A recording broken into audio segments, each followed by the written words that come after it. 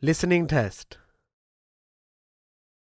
You will hear a number of different recordings and you will have to answer questions on what you hear. You will have time to read the instructions and questions and you will be given time to check your work. All the recordings will be played once only. The test is in 4 parts. Now turn to part 1. You will hear 2 teachers, Andrew and Katie, discussing the coming excursion of their language class. First, you have some time to look at questions 1 to 6.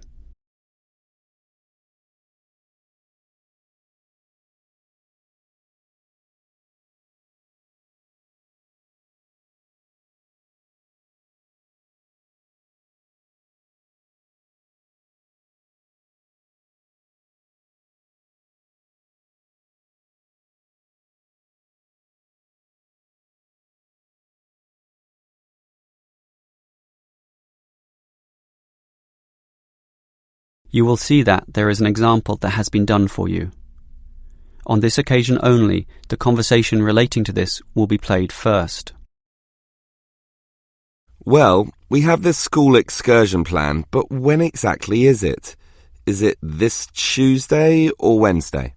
Well, it can't be Tuesday with the English tests taking place. Ah, right, not Tuesday but Wednesday. That's right, all day Wednesday, taking a bus outside the city. The excursion is on Wednesday, so Wednesday has been written in the space. Now we shall begin. You should answer the questions as you listen, because you will not hear the recording a second time. Listen carefully and answer questions 1 to 6. Well, we have this school excursion plan, but when exactly is it? Is it this Tuesday or Wednesday? Well, it can't be Tuesday with the English tests taking place. Ah, right, not Tuesday but Wednesday. That's right, all day Wednesday, taking a bus outside the city. And where are we going? Last month we went to Arthur Island, so this time we're going to the animal park. Arthur Island was okay, but it was too cold. Let's hope the weather for this week's excursion is better. I don't suppose animals care about bad weather, but I certainly do. Have you heard the forecast? Yes, and it's not too bad. Basically, they're saying Monday will be sunny. Good. But then the weather will change. Not so good. Yes, Tuesday we'll have some showers, but by Wednesday, the day of our excursion, it will be, well, their words are cold and cloudy. Cold and cloudy. Well, as long as it isn't wet and rainy, I'm happy enough. We won't need umbrellas, just warm clothing. And what time will we get there? Let's see, the bus picks us up at 8:30 a.m.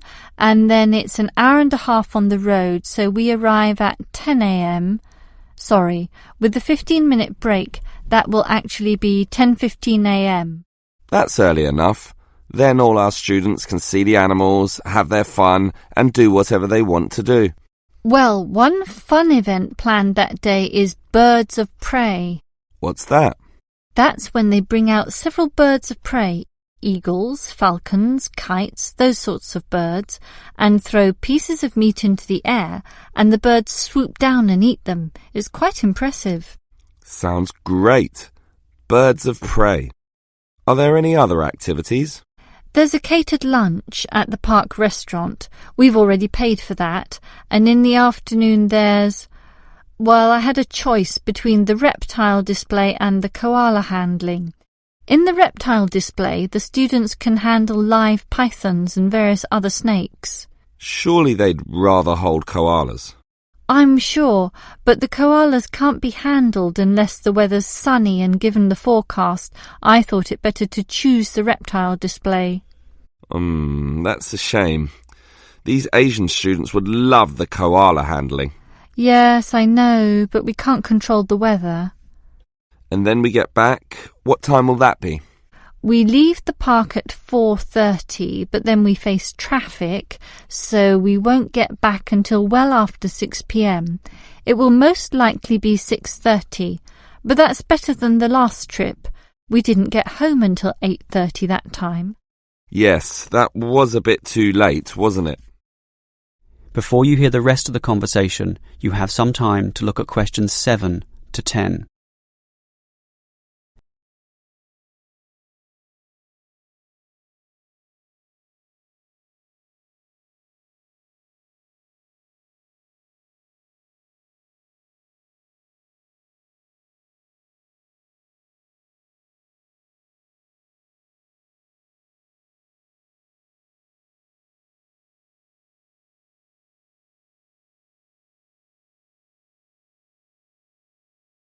Now listen and answer questions 7 to 10. Andrew, I understand you've been doing some research regarding the breakdown by nationality of our student body. That must have produced some interesting results. You're right. I got some statistics from head office. I would imagine that most of our students are either Japanese or Chinese. You imagine right. But it's the Chinese who constitute the majority, but only just. I had thought Koreans might be second, but it's actually the Japanese, quite close behind. It's somewhat surprising, but obviously all those study tours that our university markets in Japan are bringing in students. What's the breakdown exactly? Japanese are a quarter of the whole, which is considerable. Last year they were only 16%, so that market has grown nicely. The only other proportions of some weight are the Indonesians and Koreans, about the same.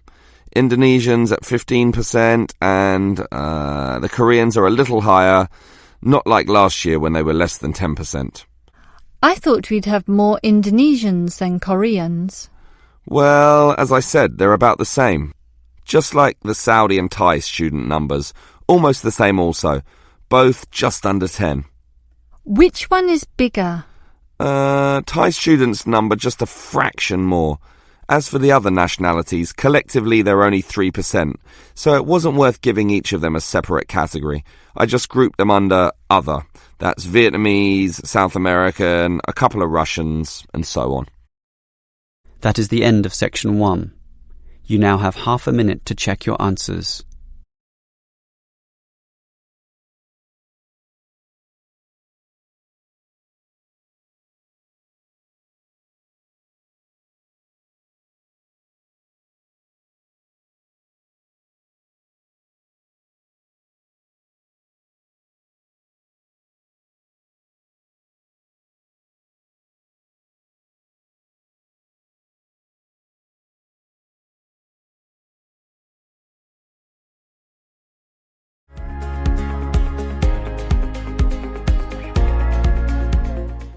Part 2. You will hear a representative from Easy Travel Travel Agency explaining to some customers the benefits of her company. First, you have some time to look at questions 11 to 15.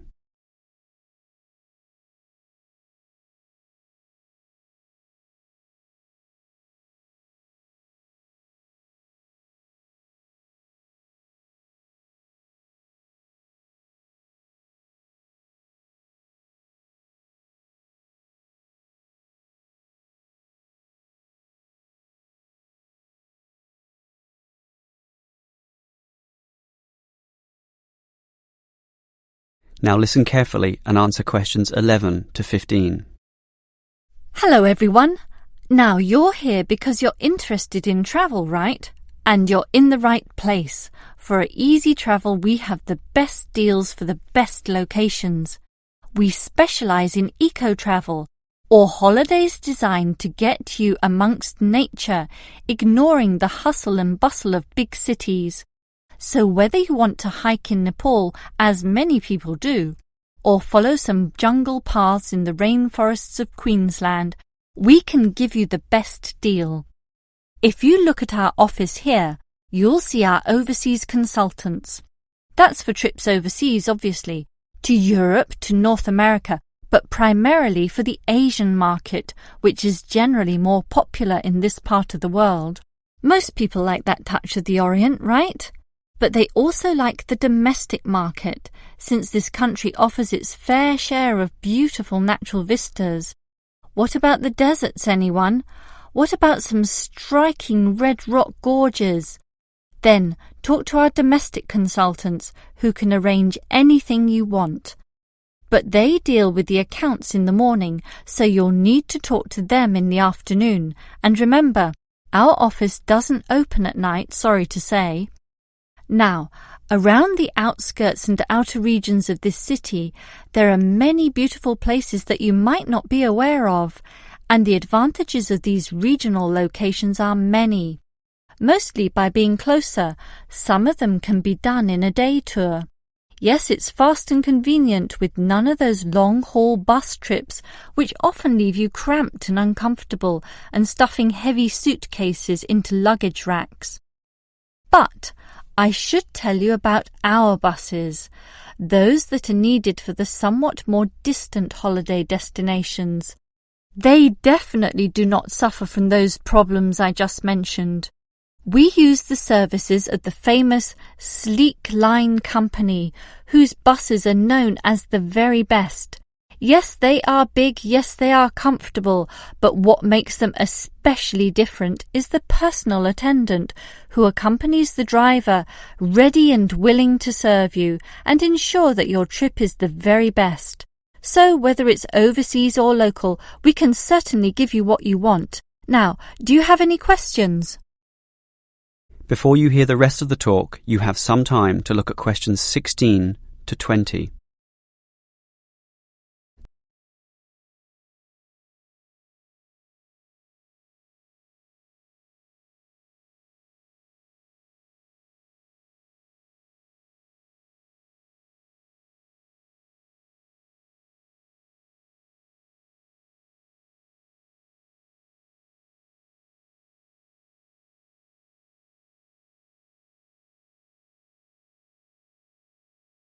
Now listen and answer questions 16 to 20.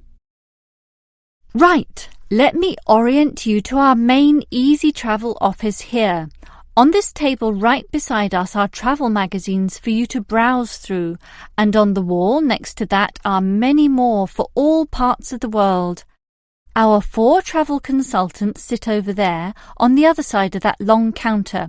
That's right, 4 of them, side by side, all serving various regions. Now, let me tell you their specific functions. Firstly, the consultant on the left, next to the plant, is the local tours consultant, serving tours in the immediate vicinity of this city. Next to her is what we call regional tours, targeting the statewide options. Next to her is the interstate tours, and that can involve either buses or planes. In the former case, utilising the Sleek Line bus service, as you know. And finally, next to her in the corner is General Inquiries, which is self-explanatory. If you have questions of a general nature, rather than one relating to specific destinations, you can go there. Now, as I said, we can do international tours, and for that you need our big office, just through that door, the one between those 2 plants. However, if your international tour is in the Asian region, which is generally our most popular option, then we deal with that in a separate room, the one opposite international tours, but not the corner one. Just go through that door on the left, the one next to that cupboard. The door next to that is, in fact, our general office, so please don't go through there. That's reserved for staff members only. That is the end of section 2. You now have half a minute to check your answers.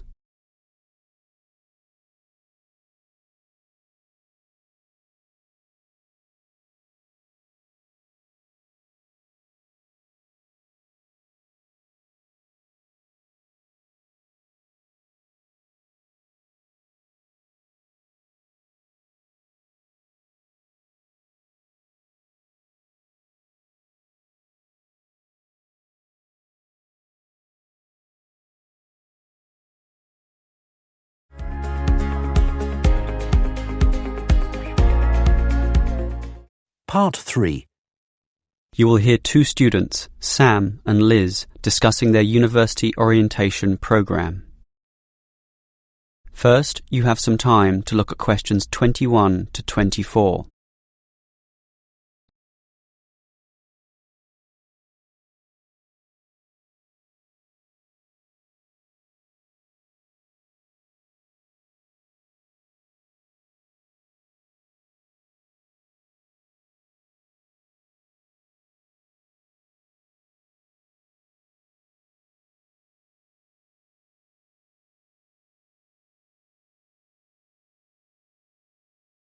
Now listen carefully and answer questions 21 to 24. Hi Liz, how do you feel about starting university here? A little bit nervous, but I'm confident I can handle it. This orientation programme seems like it will help us a lot. Sure. I'm looking at the timetable here myself. It seems that there are choices available. I can see. So, what are you going to do Monday afternoon? In the morning we all have the opening lecture, but it looks like we have a choice later that day, as you said. Well, the careers lecture might be helpful, but I am interested in the uni tour. It's probably too early to be thinking of careers now anyway, and I want to know what's what at this new university, so I'm doing the tour. All right, I'll come along with you. Might learn something interesting. After all, we haven't seen much of this place yet, and we will be spending 4 years here. Tuesday is another full day too. In the afternoon there's a lecture about study skills, but that morning offers another choice. Library tour or student union induction? What do you think? I think the student union is very important, but we can go there any time, right? So we should take advantage of the library tour while it's being offered. Maybe the week after, you and I can go to the student union.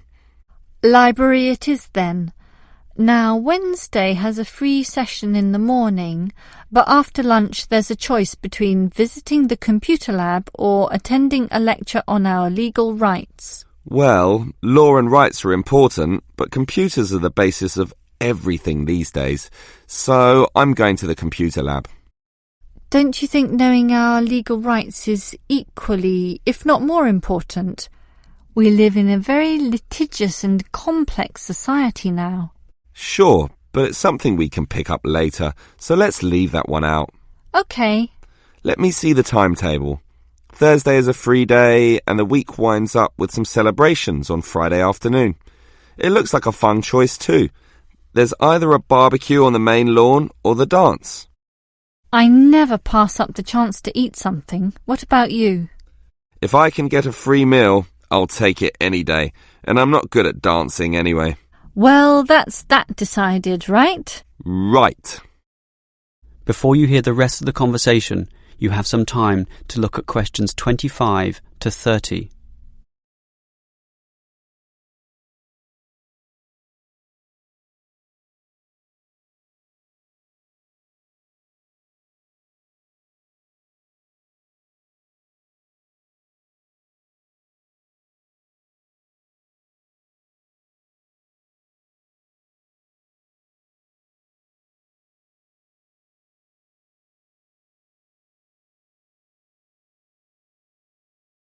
Now listen and answer questions 25 to 30. Guess what, Liz? There's another interesting thing in this orientation booklet, and it looks important, about a style guide. What's that? Take a look yourself. It seems to be a set of rules regarding how to present written work, essays and that sort of thing to the lecturers. They want a uniform style of presentation. I can see, so everything we hand in must have a header and a footer. A what? A header and a footer. The footer is at the bottom of the page and the header is at the very top. That's why they call it a header, you know, that little bit of writing giving details about the work. And they also want the word count. Why do they need that? I guess because the lecturers will specify the number of words they want for their assignment. And they want to be sure students follow this. And even the heading on the page has to be a specific dimension, 16 points and bold print and underlined. And subheadings are 14 points, and the font has to be Arial for everything. Yes, the main text is Arial too, as you said, and the size is 12 points, with the header and footer being slightly smaller at 10 points each. Well, it seems logical. The size of everything is in proportion to its importance, but why do they need the spacing of the main text to be 1.5? The header and footer are different. They're only single-spaced. Probably to allow the teacher to insert comments or corrections, or just to make it all more readable, I suppose. And we need wide margins on the left, right, top and bottom, probably for the same reason. Lots of space to allow the addition of comments. That's a bit scary, actually. It seems to assume we will be making mistakes. And look what they want in the header and footer. The header has the name of the work. Not the name of the teacher? No, the work, but surely the teacher's name must go somewhere. Ah, here it is. It goes in the footer. OK, I'd say this is all logical.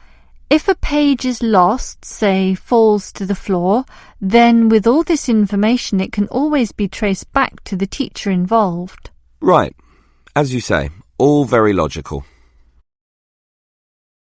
That is the end of section 3. You now have half a minute to check your answers.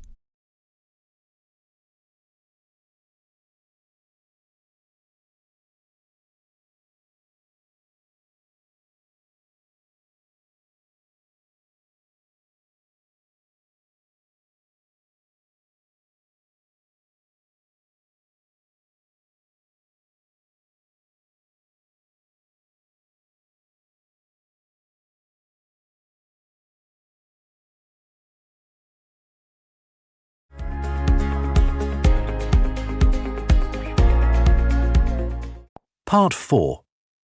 You will hear a lecturer discussing public parks. First, you have some time to look at questions 31 to 34.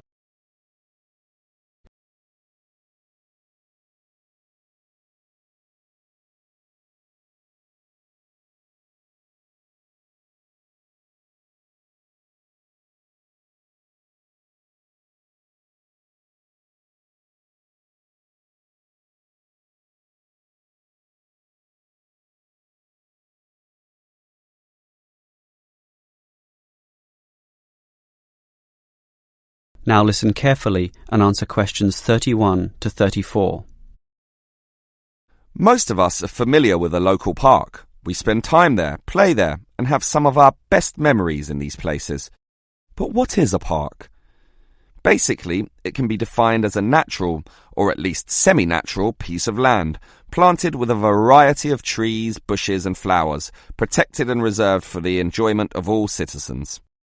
There are usually regulations about the sorts of behaviour that can take place within, and sometimes there are facilities such as children's playgrounds or fields for ball games and other sorts of activities. For this reason, if there is grass, it is kept short, and this also discourages the breeding of insect pests. A well-maintained park actually needs a lot of people to look after it, and more so if the park showcases special plants, flowers or trees, in which case it is called a botanic garden.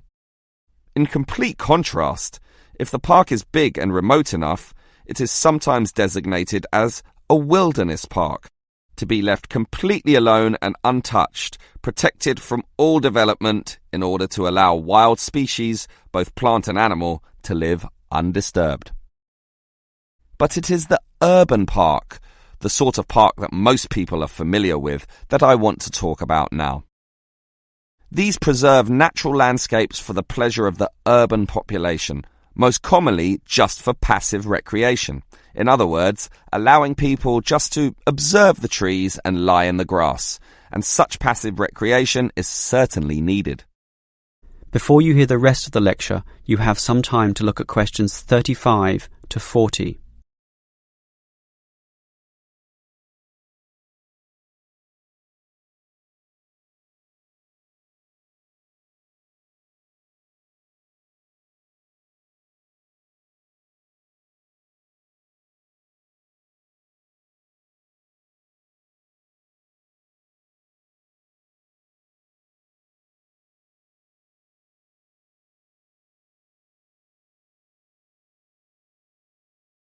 Now listen and answer questions 35 to 40. Continuing on the subject of parks, it might surprise you to know that once there were none. 1,000 years ago, there was no need, since there were already extensive open spaces, forests and wilderness surrounding most cities and towns, for example in Europe. These dark, dank forests were large and even dangerous, full of wild animals and with the potentially fatal result of getting lost. Hence, fairy tales evolved about witches living in these areas and the wolves and bears which could threaten young children. However, with the rapidly increasing human population, the original wilderness and natural open spaces were intruded upon. Forests were cut down as population spread, and with them, urban pollution and further deforestation. But it was only with the advent of the Industrial Revolution that people realized natural areas needed to be preserved to give the populace access to the sort of nature that was fast disappearing due to the uncontrolled development and demand for resources. The first park expressly designed for that purpose is usually considered to be Prince's Park in Liverpool. This was in 1841 on land donated to the public by a rich iron merchant. With such a generous donation, worth about £50,000, the council decided to invest £5,000 of its own money in making it look good. Consequently, they hired a landscape designer, Joseph Paxton, who designed twisting turning pathways among shade-giving trees, all based around a central lake. In many ways, it became the prototype for all later large parks, including the famous Central Park in New York. But if we were to pick the park that most people are familiar with, it would be the much smaller neighborhood park. These can be tiny, but by being in the midst of extensive development and dense populations, they are increasingly seen as a refuge where one can get a glimpse of true nature. Many psychologists now maintain that this glimpse is necessary, for ultimately, as a species, we have an innate affinity for nature, and the concrete urban zoo clashes with our inner being. This has seen the rejuvenation of many urban parks that were once left to decay, for example, in New York or London, and indeed some cities such as Melbourne are known all over the world for their abundance of carefully maintained parks, including a world-famous botanic garden. That is the end of part 4. You now have half a minute to check your answers.